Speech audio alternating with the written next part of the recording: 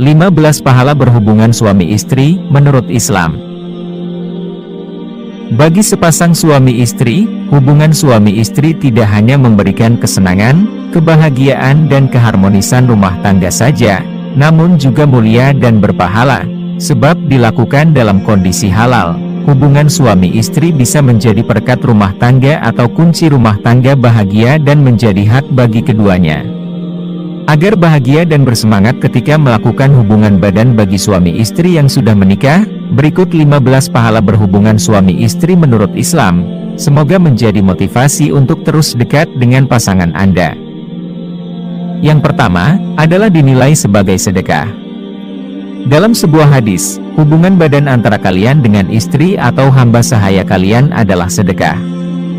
Lantas ada yang bertanya pada Rasulullah Shallallahu Alaihi Wasallam, "Wahai Rasulullah, apakah dengan kami mendatangi istri kami dengan syahwat itu mendapat pahala?" Beliau menjawab, "Bukankah jika kalian bersetubuh pada yang haram, kalian mendapat dosa? Oleh karenanya jika kalian bersetubuh pada yang halal, tentu kalian akan mendapat pahala." Kemudian yang kedua, membersihkan jiwa. Ukail Al-Hamil berkata tentang hukum suami tidak memberi nafkah batin pada istri. "Ketika aku terkunci mentok pada suatu permasalahan ilmu, maka aku panggil istriku untuk berhubungan badan. Ketika aku selesai, maka aku ambil kertas dan aku tuangkan ilmu dengan mulai menulis." Karena berhubungan badan dapat membersihkan pikiran dan menguatkan pemahaman. Kemudian yang ketiga, mendapat pahala sepanjang melangkah dalam keseharian.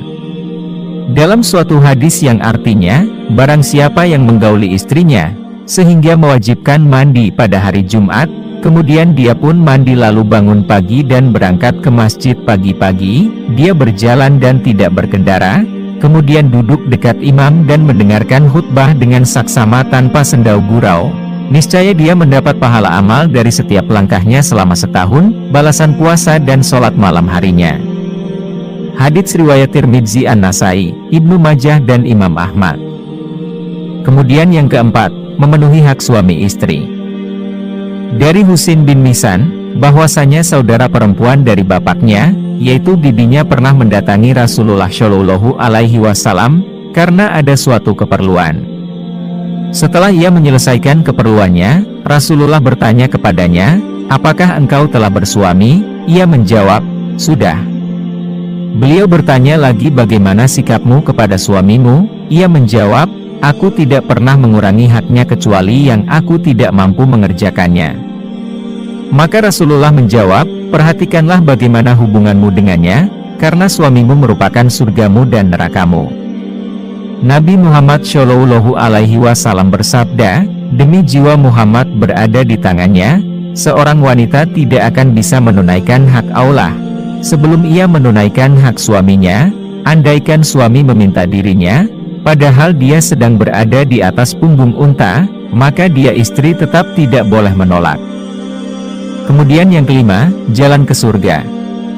Dalam surat An-Nisa ayat 114 dikatakan, "Tidak ada kebaikan pada kebanyakan bisikan-bisikan mereka, kecuali bisikan-bisikan dari orang yang menyuruh manusia memberi sedekah atau berbuat ma'ruf, atau mengadakan perdamaian di antara manusia, dan barang siapa yang berbuat demikian karena mencari keridhaan Allah, maka telah kami memberi kepadanya pahala yang besar." Kemudian yang keenam, pahala seperti berkurban. Rasulullah bersabda, "Barang siapa mandi di hari Jumat seperti mandi janabah, kemudian datang di waktu yang pertama, dia seperti berkurban seekor unta. Barang siapa yang datang di waktu yang kedua, maka ia seperti berkurban seekor sapi. Barang siapa yang datang di waktu yang ketiga, dia seperti berkurban seekor kambing kibas. Barang siapa yang datang di waktu yang keempat, dia seperti berkurban seekor ayam." Kemudian yang ketujuh, didoakan malaikat. Dalam hadis riwayat Bukhari dan Muslim, barang siapa yang datang di waktu yang kelima, maka ia seperti berkurban sebutir telur. Apabila imam telah memulai khutbah Jumat, malaikat hadir dan ikut mendengarkan khutbah. Kemudian yang kedelapan, jauh dari laknat. Dari Abu Hurairah, Nabi Shallallahu Alaihi Wasallam bersabda, "Jika seorang pria mengajak istrinya ke ranjang, lantas istrinya tidak memenuhinya, maka malaikat akan melaknatnya hingga waktu subuh. Hadis riwayat Bukhari dan Muslim. Kemudian yang kesembilan, membahagiakan diri dan hati. Dalam suatu hadis dikatakan, sesungguhnya wanita ketika pergi keluar rumah, akan dihiasi setan. Jika seorang di antara kalian melihat seorang wanita yang menakjubkan tanpa sengaja, maka hendaknya dia mendatangi bersetubuh dengan istrinya, karena hal itu akan menolak sesuatu berupa syahwat yang terdapat pada dirinya. Kemudian yang ke-10, membuat hati sejuk. Dalam suatu hadis yang diriwayatkan oleh Ahmad An-Nasai dan Baihaqi dikatakan, telah dijadikan kesenangan bagiku dari kehidupan dunia, istri, harta dan dijadikannya penyejuk mata hatiku di dalam sholat. Kemudian yang ke-11, pahala kasih sayang. Telah menceritakan kepadaku bapakku, bahwa dia melaksanakan haji wada bersama Rasulullah, beliau bertahmid dan memuji Allah. Dia memberi peringatan dan nasihat dalam hadisnya dan bersabda, ketahuilah berbuat baiklah terhadap wanita, karena mereka adalah tawanan kalian, kalian tidak berhak atas mereka lebih dari itu, kecuali jika mereka melakukan perbuatan keji yang nyata. Jika mereka melakukannya, jauhilah mereka di tempat tidur dan pukullah mereka dengan pukulan yang tidak menyakitkan. Kemudian jika mereka mentaatimu, maka janganlah kamu mencari-cari jalan untuk menyusahkannya. Ketahuilah kalian memiliki hak atas istri kalian, dan istri kalian memiliki hak atas kalian. Hak kalian atas istri kalian adalah dia tidak boleh memasukkan orang yang kalian benci ke tempat tidur kalian, tidak boleh memasukkan seseorang yang kalian benci ke dalam rumah kalian. Ketahuilah hak istri kalian atas kalian adalah, kalian berbuat baik kepada mereka, dalam memberikan pakaian dan makanan kepada mereka. Hadis riwayat At-Tirmidzi. Kemudian yang ke-12, menjadi pasangan terbaik. Rasulullah bersabda, sebaik-baik kalian, adalah suami yang paling baik terhadap keluarganya, dan aku adalah yang paling baik terhadap keluargaku.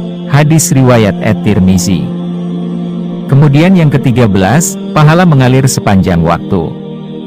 Pahala akan terus mengalir bagi suami istri yang berhubungan badan, sebab hubungan badan memberi kebahagiaan dan dari kebahagiaan yang diberikan tersebut, akan membuat pahala terus mengalir untuk keduanya, sehingga kasih sayang antar sesama selalu meningkat dan jauh dari permasalahan rumah tangga.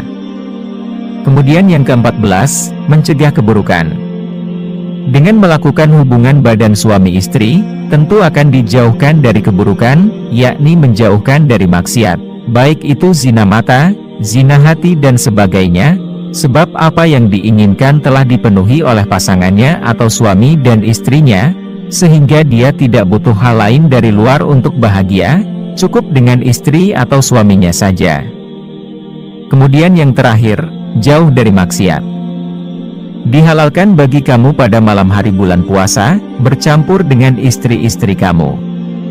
Mereka adalah pakaian bagimu, dan kamu pun adalah pakaian bagi mereka. Allah mengetahui bahwasanya, kamu tidak dapat menahan nafsumu.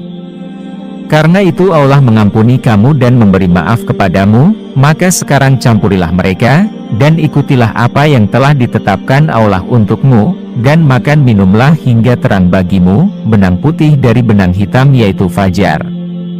Kemudian sempurnakanlah puasa itu sampai datang malam, tetapi janganlah kamu campuri mereka itu, sedang kamu beritikaf dalam masjid.